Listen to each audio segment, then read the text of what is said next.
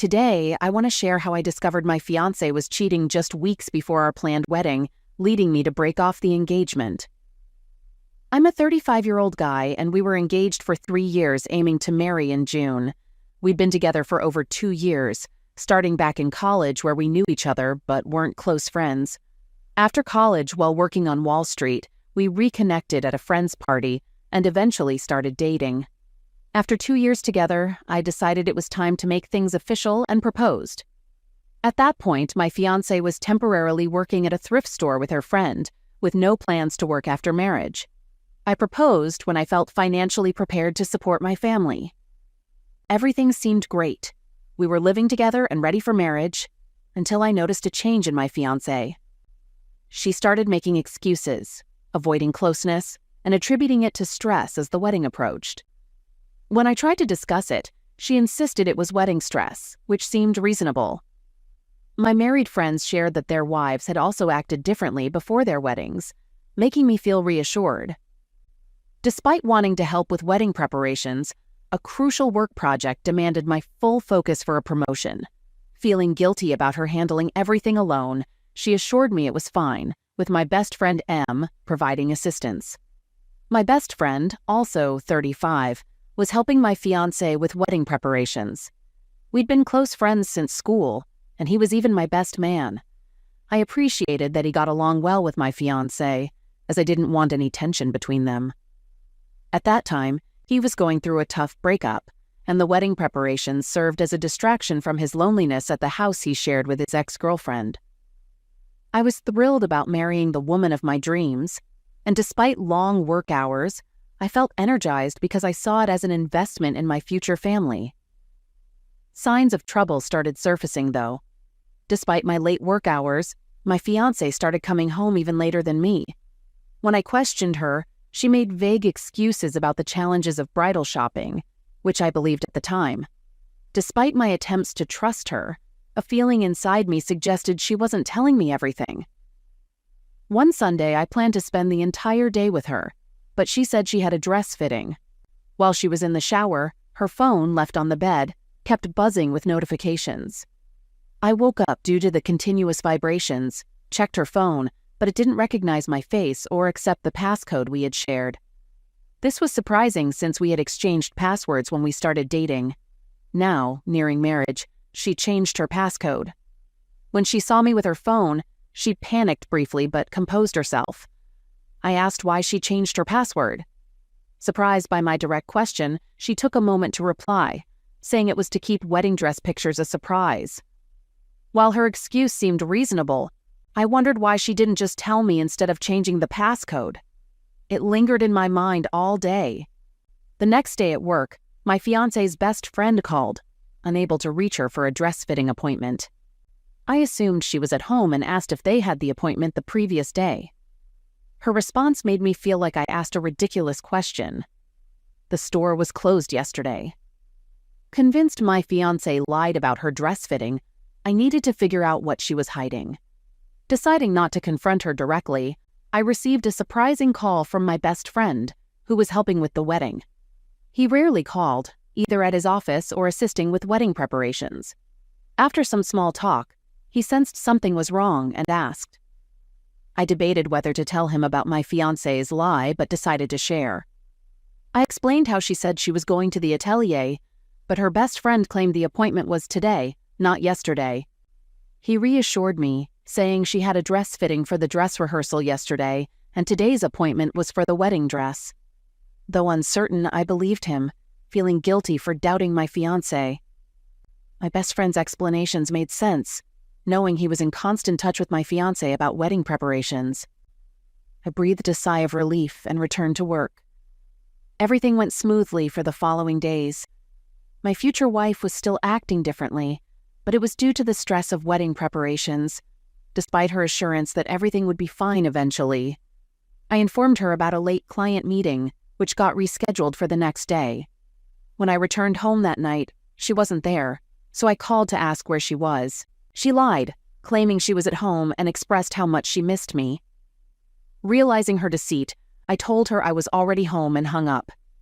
She arrived within half an hour, but I decided not to trust her completely. Despite the oddity, she returned with groceries, explaining she attended cooking classes as a surprise for me. I urged her not to lie, emphasizing the importance of honesty in our relationship. Despite her nodding and hugging me, I remained cautious. When I tried to kiss her, she deflected, insisting on putting away the groceries. Sensing something wrong with my fiancé, I made it a goal to uncover the truth behind her lies, changed passcode, and unusual behavior. That night, I pondered the possible reasons for her dishonesty, suspecting infidelity. Despite feeling guilty, I believed it necessary to address the issue before our marriage. Considering confiding in my best friend, I refrained due to his ongoing breakup, opting to investigate alone. I monitored my fiancé's activities, checking the CCTV camera outside our home. The CCTV revealed nothing suspicious, only her routine activities while I was at work. Left with no better options, I contemplated using her phone, but she had changed the passcode. With no other choice, I decided to follow her discreetly to discover the truth before our marriage. The next day, pretending to leave for work, I parked ahead, observed her leaving, and discreetly followed her, maintaining a considerable distance. She visited a thrift store and a florist before returning home. Despite her routine, my suspicions persisted. Planning to observe her for another day or two, I hoped to dispel doubts. Everything seemed fine when I returned home that evening, and the pattern continued the next day. Although she displayed no unusual behavior, my suspicion lingered. I considered the possibility that she sensed my surveillance but quickly dismissed the thought, keeping my discovery to myself and maintaining enough distance while following her car. On the third morning, my best friend called about planning my bachelor's party. I let him know I was okay with whatever he wanted to arrange. There was a lot of noise in the background, including some very loud songs, which I recognized as old Spanish tunes. Unable to ask him where he was due to another work call, I had to rush to the office urgently. Feeling there wasn't a point in following my fiancée since her routine remained consistent, I focused on my work at the office. The jeweler making our wedding rings called, stating my wife hadn't provided her ring size, so they contacted me. I called my wife to ask for her ring measurement, and to my surprise, loud old Spanish songs played in the background as soon as she answered. I questioned her whereabouts, and she mentioned being with her best friend, not mine.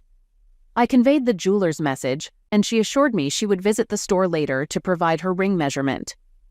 Ending the call, something felt off.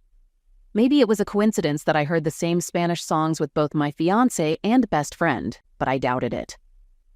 Calling my best friend again, he said he was at a cafe for a client meeting. However, I recognized my fiancé's high-pitched laugh in the background, which abruptly stopped. My friend quickly made an excuse and ended the call. They had no reason to lie if they were together, and they used to hang out for wedding-related matters.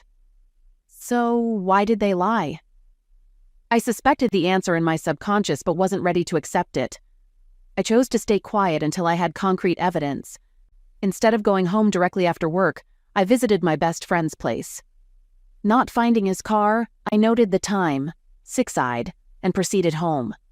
Realizing it took only 23 minutes to get home from his place, the same time my fiancé claimed to return from a cooking class, heightened my suspicions. Upon arriving home, my fiancé was still not there.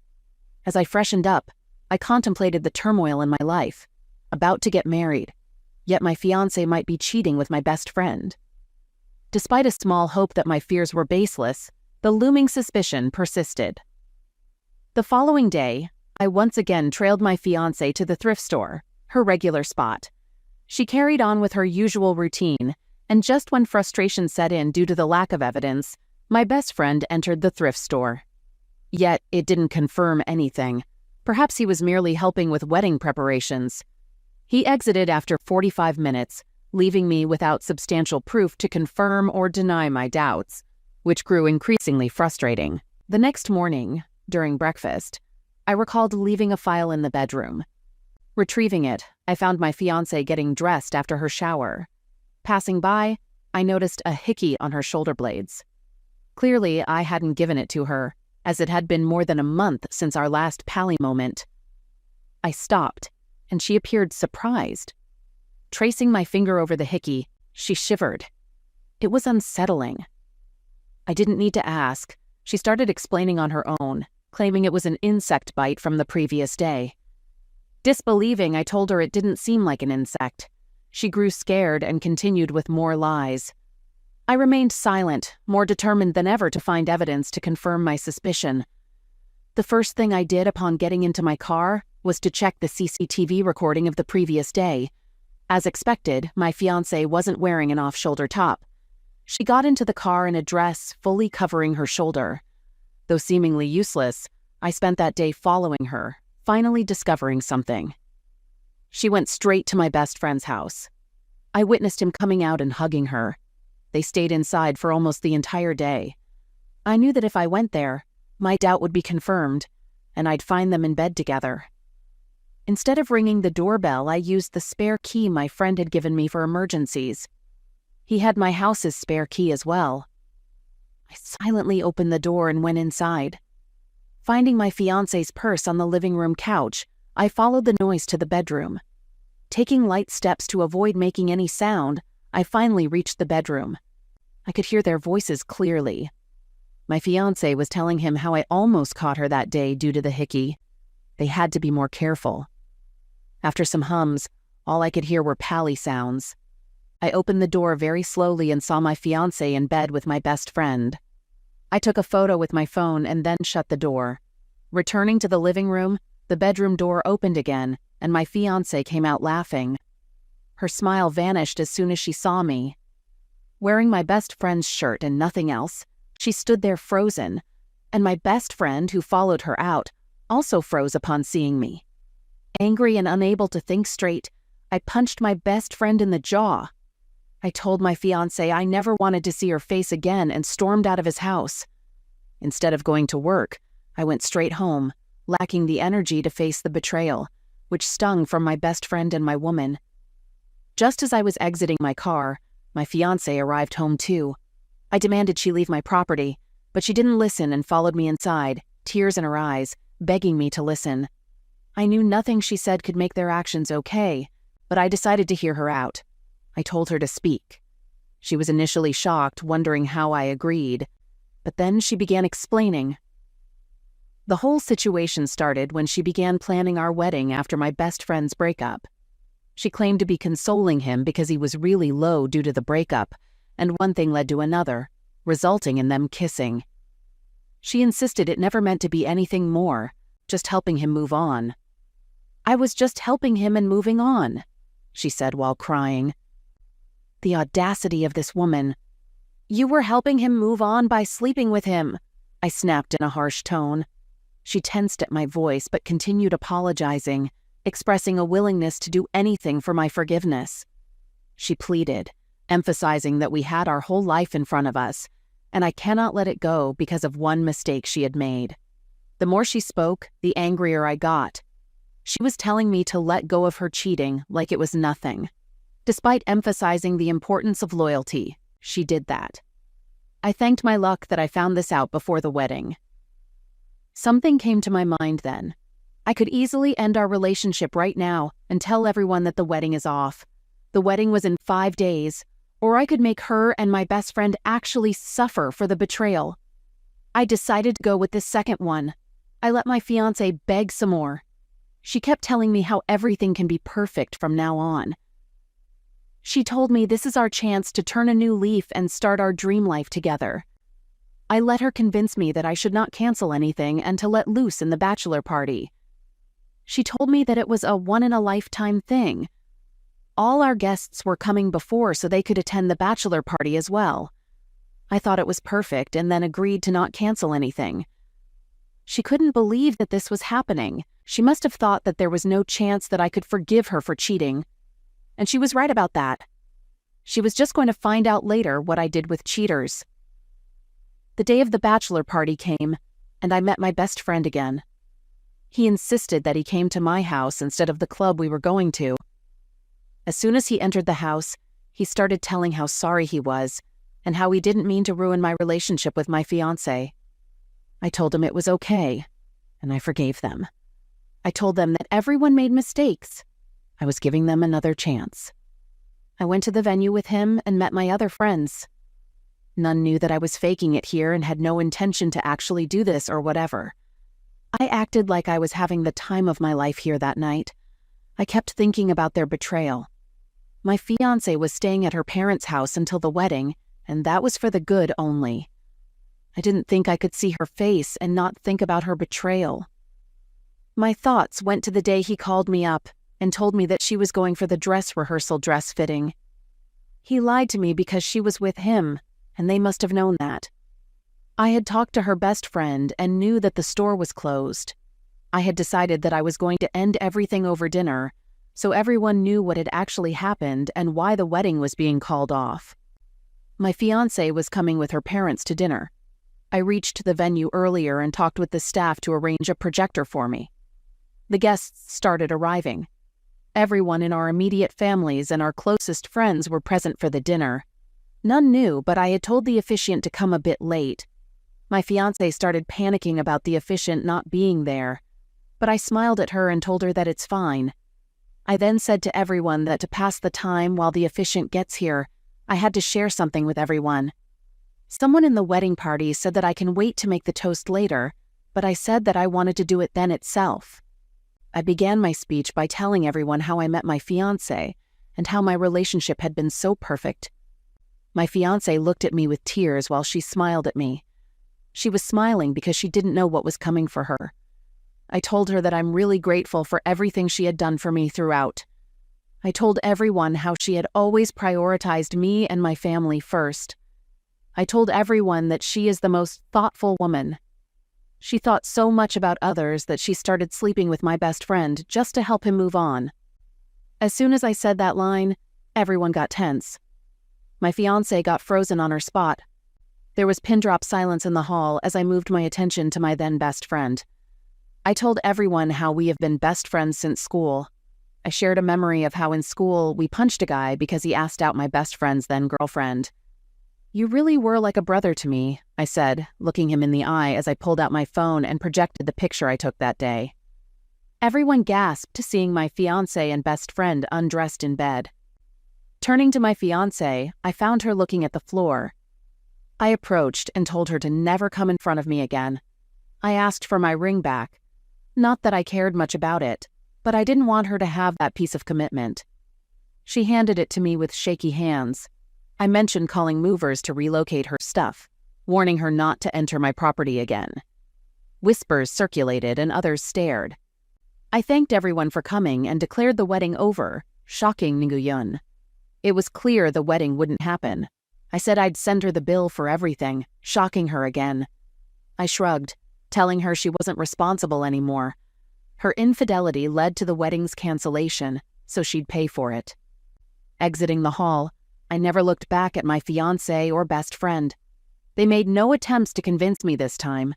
Movers took her stuff the next day. I ensured nothing of hers was left to avoid excuses to return.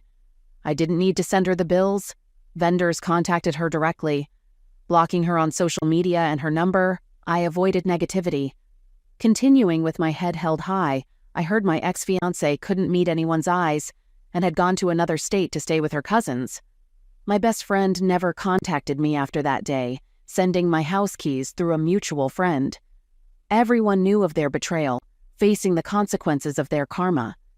Living my life, faithful to my fiancé and a good friend, I didn't deserve what they did. Taking therapy sessions to move on and lead a happy life, I thank everyone for listening. Update. 6 months have passed since I called off my wedding, almost a year in total. A mutual friend informed me that my ex-fiancé started dating my best friend, the one she betrayed me with, 2 months after the wedding was called off. Initially happy, they became gossip fodder as others found out, leading to problems. Eventually, my ex-best friend cheated on her with a colleague, and she learned about it months later, prompting a breakup. I share this since I've already shared everything else. Update. It's been 2 years since I found out my fiancé cheated on me with my best friend. In my last update, I mentioned she also broke up with him. Following the breakup, she attempted to contact me despite being blocked everywhere. It happened at a party, and she thought it was fitting to ask for forgiveness there since everything started at a party. I laughed, making it clear that even if she were the last person on earth, I wouldn't get back with her. Embarrassed, she quickly ran away and never tried to approach me again. My ex-best friend also attempted to talk to me post-breakup. He explained he didn't come earlier to give me space and emphasized that our friendship was crucial, meaning more than any girl. I questioned why he dated my ex-fiancé after I called off the wedding, knowing I wouldn't like that. He was shocked, thinking I didn't know about them. I laughed, stating I knew everything but didn't care. I told him I don't want friends like him anymore. Therapy has helped me realize I can't carry the burden of others' mistakes forever. I've started to let things go, and the betrayal doesn't hurt as much now. I'm content with my life, having earned a promotion through hard work. Good friends and supportive family have been crucial. Trying to stay at my home was difficult due to too many memories with my ex-fiancé. I decided to sell it and move to another property. My friends and family helped me settle in, and shifting feels like the start of a new phase in life. I'm also dating a beautiful woman from my work who knows everything that happened to me. She's extremely understanding and we're taking things slow. Time may reveal if she's the one for me. Trusting people completely is hard, but I'm trying. Despite the initial heartbreak, time heals everything. Back then, I thought I wouldn't date anyone again, but here I am. I take everything that happened as a lesson not to trust anyone too much. People can deceive us. This experience also taught me the importance of being sure about life partners. My fiancé wanted to marry me for a comfortable life, whereas I believed in mutual love. I turned out to be wrong. She knew I'd take full responsibility for her if we married. That was the main reason she wanted the wedding so badly and even approached me after her breakup. My wife wants my approval to be with a coworker, offering me the same freedom with another woman. We've been happily married for just over a year, with a few minor arguments. We never discussed an open marriage before. Recently, she asked if I'd be with someone else if given the chance, but I declined because I'm satisfied with her. Her reaction surprised me. She seemed annoyed and admitted she would be with someone else. After some coaxing, she revealed it was a colleague she finds attractive. I asked if they had a sensual relationship, but she denied it. The conversation ended, and feeling suspicious, I checked her phone. I found explicit photos she had sent to the coworker, and they had been closeness-ing. Now that it's out in the open, she wants my permission for them to meet under specific conditions, keeping it purely sensual. I was shocked, as she had never been flirty with others before. She confessed she finds him attractive and thinks it's a one-time opportunity. She emphasized it's just about physical attraction, not emotions. She mentioned his physical attributes, but insisted it wouldn't go beyond closeness, and she would regret not trying it. Despite telling her I only want her, she insists I use the free pass she offered. She even suggested finding someone else for me through her friends. Unsure of what to say, I told her I'd think about it. We love each other deeply, making this decision challenging. Update. I had an important discussion with my wife last night about our situation and our marriage's future. I started by informing her that I won't be using the free pass. She was upset, believing it was immature and petty. She thought I was trying to prove I'm better than her and don't need other women. I explained my decision comes from genuine love for her, both emotionally and physically. She argued it's unfair, given my past experiences with more women before our marriage. She insisted it's only fair she gets the same opportunity. I questioned her about the coworker, wanting to understand how she knew so much about him. After over 30 minutes of questioning, she admitted to some physical contact but nothing more. They planned to meet pending our discussion, and she expressed feeling awful about it since I didn't take the free pass. I insisted on meeting him beforehand, and she agreed to bring him over. Trying to ease my upset, she suggested I might enjoy it, referencing past role-play we had done. She even offered to video it for me, but I told her I'd only know my feelings afterward. I explained that if I'm only upset and not turned on, I won't approve of them meeting again. She understood, and we had great closeness last night. She's been extra caring and even prepared breakfast, and gave me a massage this morning. It's clear she truly cares for me and wants me to be happy. In essence, we now have an arrangement that if I don't like how it goes the first time they meet up, they'll end it. If she can't break it off, I'll seek counseling and prepare for the worst. Update. My wife met her coworker last weekend, and without going into all the details, they were closeness. Afterward, I discussed boundaries with her, but she quickly got upset, claiming I had no right to dictate what two consenting adults do in the bedroom, even after I became more accepting of her being with him. This left a bad taste. Later, I asked if I could join them next time, and she seemed okay, but needed her coworker's approval. He wasn't comfortable, so I couldn't be there. Is it common not to set boundaries in open or baby relationships? Update. Last weekend was a breaking point for me. She left on Saturday morning without showing any care for me, making me take pictures for the guy before leaving. She didn't even kiss me goodbye. She promised to be back that night, but she didn't show up. The next morning, she told me she stayed the night with him without asking or informing me. That's not the worst part. That night, she invited one of his friends, and things happened without consulting me. When she returned home, she shared all this without considering my feelings. When I got visibly upset, she dismissed it as unmanly and laughed. I couldn't tolerate it anymore. It was clear she no longer cared for me. No spouse would say anything like this to their partner if they actually cared for them. I was just shocked. At no point in our marriage until the other week did I notice any signs that she would be this way. She had always been the most loving, caring girl that I had ever met. It's like a flip switched when she met that guy and changed into a different person. I didn't know one person could change someone that much and that quickly. I'm 99% sure that she's going to end up dating this guy. She has spent the past few weekends together with him and even talks about him around me. The other night I told her that if she doesn't at least put in boundaries that I will leave. She said okay and laughed a lot.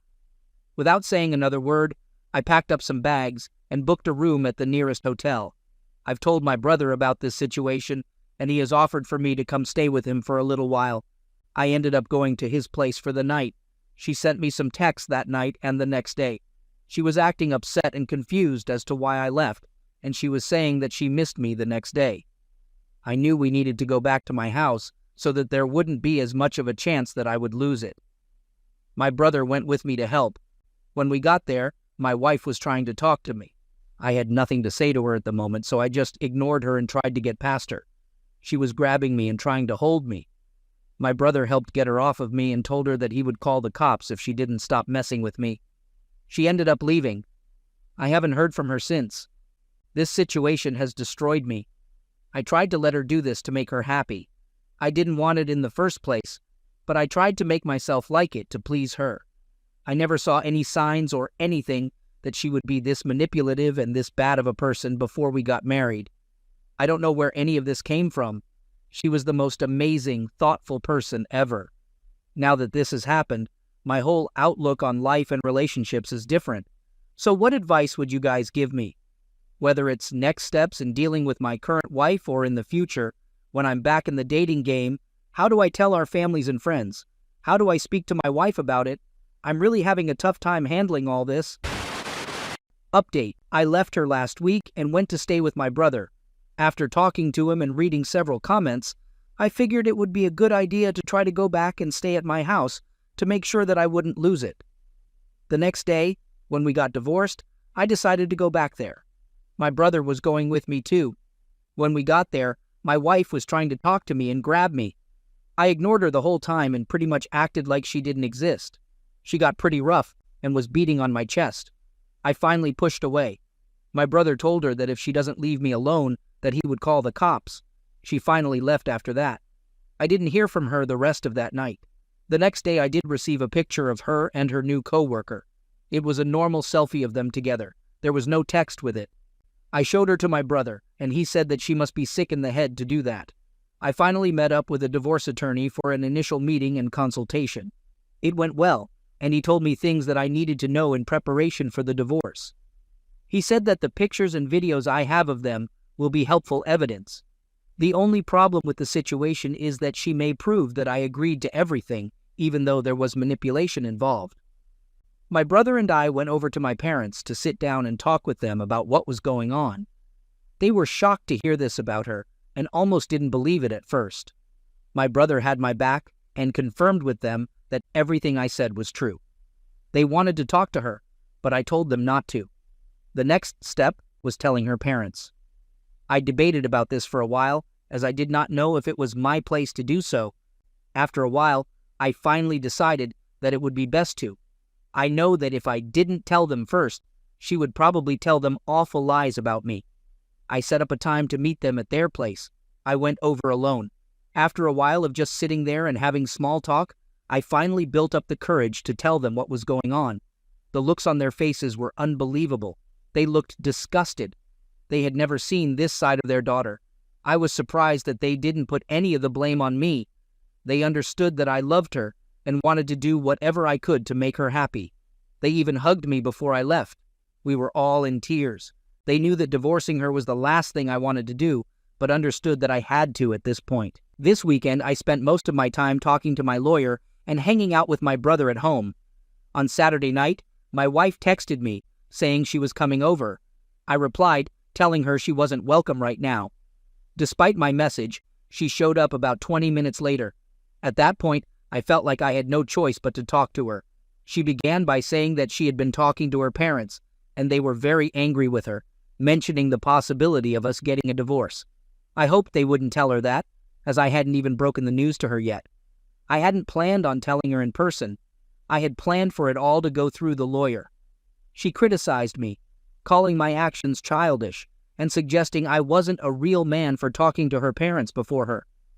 I explained that due to her manipulative behavior, I didn't feel comfortable talking to her directly. I reached out to her parents first to prevent her from lying to them and accusing me of everything. She kept asking if it was true that I was really filing for a divorce, and I confirmed that I was. She started sobbing uncontrollably and didn't really say anything for a good 15 minutes. She finally stopped and asked me why I was doing this and why I didn't give her a heads up. I explained that throughout all of this, she has been super manipulative, treating me like I don't exist. I've been humiliated by her and the co-worker. She promised she would stop if I took her back. I told her I couldn't. She finally left after that. The next morning, I woke up to a lot of texts and missed calls from her, mostly long messages and voicemails of her apologizing and explaining how much she loves me.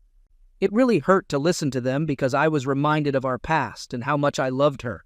I was crying like crazy at this point, and it took everything in me not to respond back to her. I just kept reminding myself of what she has done to me in the last few weeks since she left. That night, I received many texts from her friends telling me that I need to take her back. They were cussing me out and telling me how wrong it was of me to go to her parents. They said that now they are the only people she has. This has all been so crazy. I can't believe how emotional the past few days have been. I can't believe that even her parents are on my side. I do feel bad for telling them first and making them turn on her, but I'm glad they're on my side. Her friends continue to attack me and send threats. I haven't heard from my wife since she sent the long texts and messages. I'm guessing that she is either staying with the co-worker or her friends, as her parents are against her at the moment. I'm surprised I was able to stand up this strongly against her. I hope to continue to be able to do so. I think that this weekend was big for me. It showed me that I do have the strength to stand up to her and leave her.